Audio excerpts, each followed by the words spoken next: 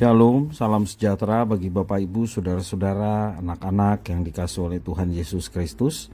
Berjumpa kembali bersama saya Pendeta Eka di dalam renungan firman Tuhan pada hari ini, hari Selasa 30 Agustus 2022. Sukacita dan damai sejahtera dari Tuhan Yesus kiranya menyertai hidup kita sekalian, puji nama Tuhan. Sampai pada pembacaan firman Tuhan hari ini, yakni kitab Yesaya pasal yang ketiga. Kiranya firman Tuhan yang kita baca dan renungkan sungguh memberkati hidup kita. Puji nama Tuhan.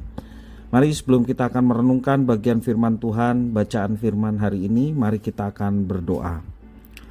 Tuhan Bapa di surga, di dalam nama Tuhan Yesus, kami sungguh bersyukur dan berterima kasih kepada Tuhan yang memelihara hidup kami.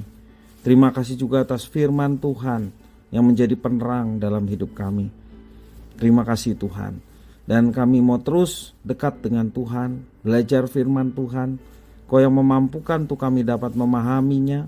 Kau juga menolong kami untuk kami dapat terapkan dalam hidup kami. Karena hanya dengan itu nama Tuhan dimuliakan. Terima kasih Bapa, inilah diri kami. Kami sedia menjadi pelaku-pelaku firman.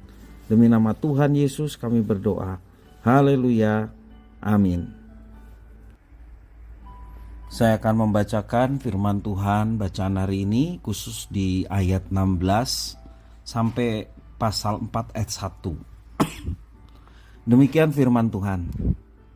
Tuhan berfirman, oleh karena wanita Sion telah menjadi sombong dan telah berjalan dengan jenjang leher dan dengan main mata, berjalan dengan dibuat-buat langkahnya dan gemerincing dengan giring-giring kakinya, maka Tuhan akan membuat batu kepala wanita Sion penuh kudis, dan Tuhan akan mencukur rambut sebelah dahi mereka.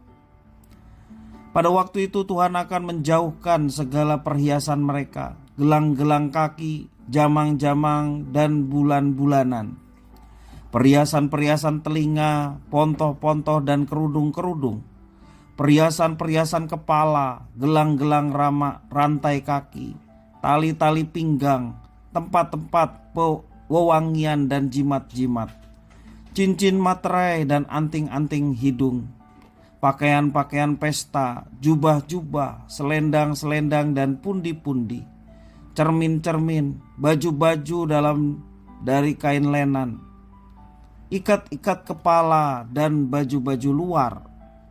Maka sebagai ganti rempah-rempah harum akan ada bau busuk, sebagai ganti ikat pinggang seutas tali, sebagai ganti selampit rambut kepala yang gundul, sebagai ganti pakaian hari raya selai kain kabung dan tanda selar, sebagai ganti kemolekan. Orang-orangmu akan tewas oleh pedang dan pahlawan-pahlawanmu oleh perang. Pintu-pintu gerbang Sion akan mengaduh dan berkabung, dan kota itu akan seperti perempuan bulus yang duduk di bumi. Pada waktu itu 7 orang perempuan akan memegang seorang laki-laki serta berkata, kami akan menanggung makanan dan pakaian kami sendiri, hanya biarlah namamu diletakkan kepada nama kami. Ambillah aib yang ada pada kami. Bapak Ibu saudara-saudara yang dikasihi oleh Tuhan, Tuhan dapat menghukum seorang individu secara pribadi, atau menghukum suatu kelompok masyarakat, atau juga kota, maupun suatu negara. Ya. Hukum keadilan Tuhan adalah mata ganti mata, dan ini juga akan berlaku pada kota Sion. Hukuman yang diberikan di sini walaupun digambarkan sebagai penghakiman terhadap wanita Sion dalam ayat yang ke-16, bukan berarti ini khusus untuk para wanita. Kota dalam bahasa Ibrani adalah kota berjenis feminim. Ya. Pada ayat yang ke-26, Sion mengacu pada suatu kota.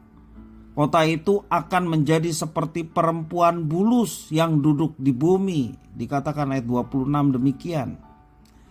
Ini menunjuk pada kota Yerusalem atau Bukit Sion.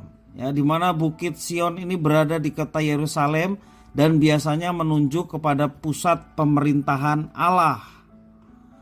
Alasan Tuhan memberikan hukuman kepada kota Sion atau Yerusalem adalah karena mereka menjadi sombong. Sion dengan angkuhnya memamerkan segala keindahan yang dimilikinya dan kehidupan yang megah. Oleh karena itu Tuhan akan menghukum dan mencabut segala keindahan yang dimilikinya, mengambil semua perhiasan dan barang-barang mewah yang dimilikinya. Nah, kita perhatikan bahwa segala yang indah akan diganti dengan yang buruk. Ungkapan sebagai ganti muncul 5 kali di dalam ayat yang ke-24. Dan fakta bahwa wanita Sion dalam tanda petik adalah kota yang ditunjukkan dengan pernyataan bahwa orang-orang dan para pahlawan kota itu akan tewas dalam perang dan kota Sion tidak akan bertahan. Sion yang sudah dibesarkan oleh Tuhan telah menjadi tinggi hati. Akibatnya Tuhan mencabut segala yang mereka banggakan. Apa yang mereka sombongkan akan Allah ganti dengan yang berlawanan, supaya kota itu tidak bisa lagi menyombongkan diri.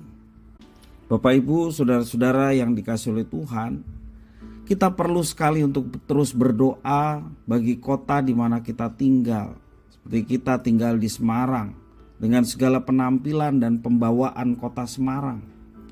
Ketika suatu kota hidup dalam kemewahan dan kesombongan, bukan tidak mungkin Tuhan akan menjatuhkan hukuman ke atasnya.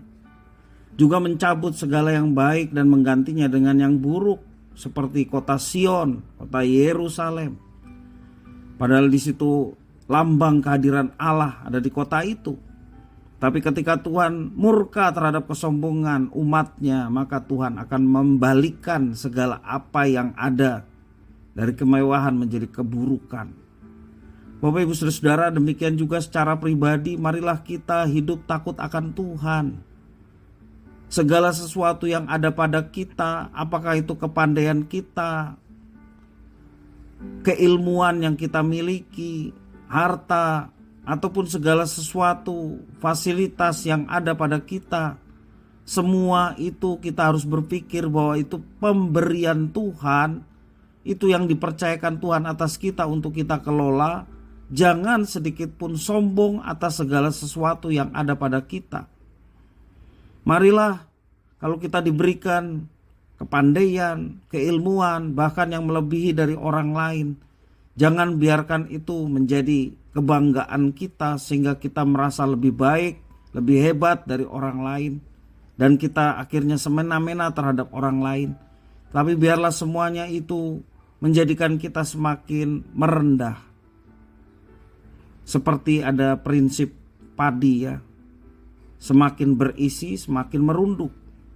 Demikian juga kita sebagai anak-anak Tuhan, semakin kita diberikan banyak talenta, karunia, ataupun berbagai macam berkat yang dipercayakan Tuhan atas kita, semakin kita merunduk di hadapan Tuhan. Memiliki sikap rendah hati, bukan justru kesombongan yang muncul. Kalau tadi di awal saya mengatakan bahwa Tuhan bisa saja menghukum, baik secara individu ataupun kelompok masyarakat atau suatu kota, bahkan suatu negara. Tapi ketika itu diberikan kepada orang yang dikasihinya, tentunya untuk kebaikannya, supaya dia tidak larut dalam kesombongan dan berbalik, bertobat kepada Tuhan dan hidup di dalam kerendahan hati. Mari kita senantiasa berdoa, baik untuk diri kita atau kelompok kita sebagai jemaat, atau kota kita, bahkan negara kita, di mana kita berada, supaya menjadi pribadi yang rendah hati, pribadi yang tidak sombong, melainkan sungguh-sungguh merendahkan diri di hadapan Tuhan dan hidup seturut dengan rencana Tuhan. Mari kita terus berdoa, khususnya untuk kota kita tercinta Semarang, ya, supaya kita dapat menjadi utusan Tuhan dan menjadi berkat bagi kota ini, sehingga dimanapun kita berada, khususnya di mana kita tinggal di kota Semarang ini, kehidupan kita boleh menjadi berkat bagi orang-orang yang ada di sekitar kita. Kiranya firman Tuhan memberkati kita sekalian. Mari kita berdoa. Tuhan Bapa di surga, di dalam nama Tuhan Yesus, kami mengucapkan syukur dan terima kasih atas firman Tuhan. Kau yang memampukan kami untuk dapat mengerjakan setiap apa yang dipercayakan Tuhan, perintah Tuhan yang diberikan kepada kami, sehingga nama Tuhan dipermuliakan. Terima kasih ya Tuhan, kami menyadari banyak kekurangan serta kelemahan kami. Kau berkenan mengampuni kami. Jauhkan kami dari sifat sombong, sifat iri dengki, ataupun hal-hal yang buruk ada di dalam pikiran dan sikap hidup kami.